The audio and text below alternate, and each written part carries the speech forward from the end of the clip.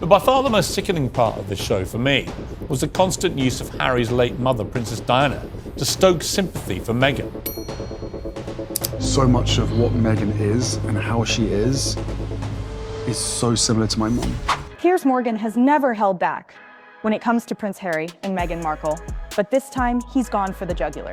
After watching their Netflix documentary, the outspoken British broadcaster unleashed a verbal grenade, calling out what he describes as the most sickening part of their multi-million-dollar production. And the behaviour became obnoxious, self-serving, and rankly hypocritical. Sadly, millions of people around the world will watch this series and they'll believe it. They'll believe the smears about Britain and our monarchy, that we're a bunch of bigoted and hateful people. They even blamed Brexit for the racism which apparently was aimed at Meghan Markle, which is just completely absurd.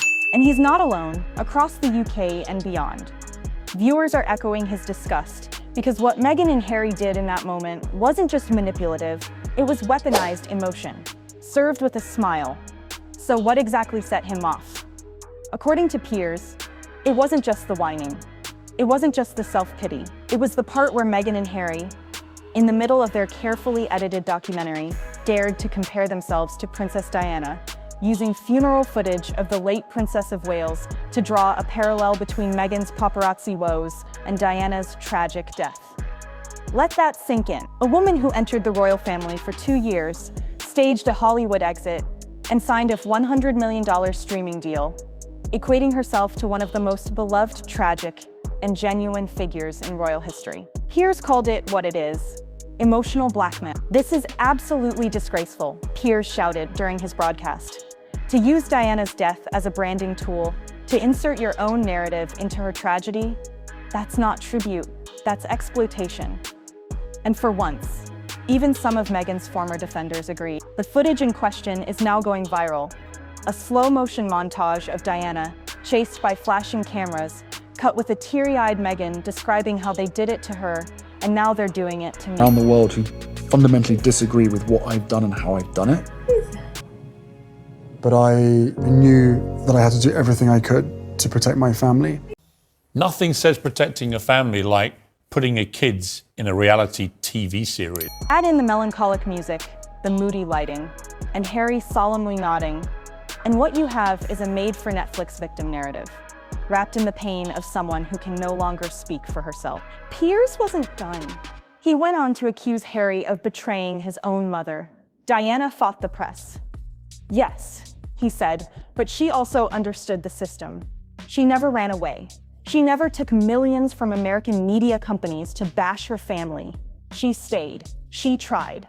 She evolved. What Harry's doing is not protecting his mother's legacy, he's hijacking it." Multicultural nations in the world. We celebrated the glamorous modern flair of new young royals. We eulogized the newly biracial monarchy as the fresh face of 21st century Britain. I wrote newspaper columns about it myself, including on the day of the wedding. The press and public only turned on Harry and Meghan when their behaviour became obnoxious, self-serving, and rankly hypocritical. And let's be clear, Piers isn't just venting. Royal insiders say senior figures at the palace were furious when they saw that part of the documentary. One aide allegedly told a reporter, "This was sacred ground. Diana's memory is not a marketing device." The Queen's former press secretary called the scene shameful. Even people within Harry's former circle have gone quiet, distancing themselves from what many are calling grief manipulation. The scene has also reignited public scrutiny around Meghan's overall presentation in the documentary. The slow tears, the curated baby photos, the dramatic handholds, and now Diana's ghost looming over every word. Piers wasn't wrong to ask the question everyone's thinking: is anything in this series real? Or is it all just a Netflix fantasy with a royal filter? Because if it's true, if Meghan and Harry knowingly inserted Diana's tragedy for narrative convenience, then this isn't just tasteless, it's dangerous. It rewrites royal history, it rewires public emotion, and it exploits a woman who can't defend herself. And while Meghan may claim she didn't know what she was marrying into, the real world knows exactly what she's doing now. And Piers Morgan isn't the only one saying it anymore.